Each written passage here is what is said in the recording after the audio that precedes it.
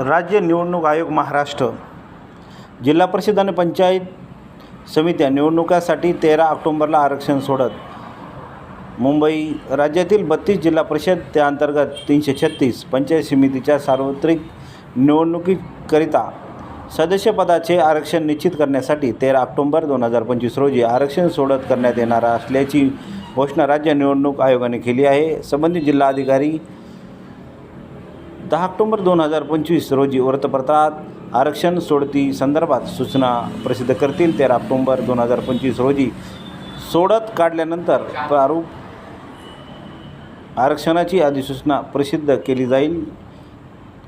त्यावर 14 ते 17 ऑक्टोबर 2025 या कालावधीत हरकती व सूचना दाखल करण्यात येतील. प्राप्त हरकती व सूचना विचारात घेऊन 3 नोव्हेंबर 2025 रोजी शासन राजपत्रात अंतिम आरक्षण प्रसिद्ध केले जाईल.